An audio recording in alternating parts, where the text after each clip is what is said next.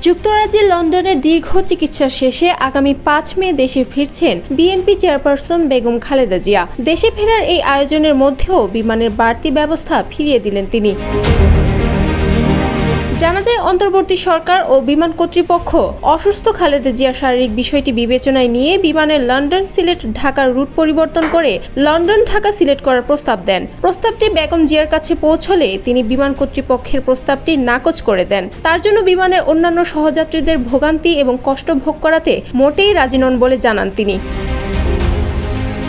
বাংলাদেশের প্রথম 5D AI inverter যুক্ত সর্বোচ্চ বিদ্যুৎ সাশ্রয়ী যমুনা এয়ার কন্ডিশন।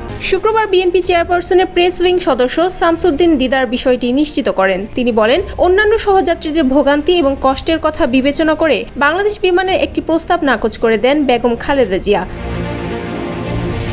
বিমান বাংলাদেশ এয়ারলাইন্সের একটি রেগুলার ফ্লাইটে চড়ে দেশে ফিরবেন তিনি। আগামী ৪ মে লন্ডনের স্থানীয় সময় সন্ধ্যা ৬টায় হিথ্রো বিমানবন্দর থেকে খালেদা জিয়াকে বহনকারী বিমান বাংলাদেশ এয়ারলাইন্সের ফ্লাইটে উড্ডয়নের কথা রয়েছে। এদিকে তাকে বরণ করে নিতে ব্যাপক প্রস্তুতি নিয়ে রেখেছে বিএনপি ও এর অঙ্গ সংগঠনের নেতাকর্মীরা। জানা গেছে, খালেদা জিয়ার সঙ্গে তার ২ পুত্রবধূও দেশে ফিরতে পারেন। প্রায় ৫ মাস আগে গত ৮ জানুয়ারি উন্নত চিকিৎসার জন্য লন্ডনে যান বেগম জিয়া। তখন কাতারের আমির Sheikh Tamim bin Hamad Al Thani তার শারীরিক অসুস্থতার কথা জেনে রাজকীয় বহরে বিশেষ একটি বিমান দেন। ওই বিশেষ বিমানে করে তিনি লন্ডনে যান। খালেদা জিয়া দীর্ঘদিন ধরে liver cirrhosis, kidney, heart, diabetes সহ শারীরিক নানা অসুস্থতায় ভুগছিলেন।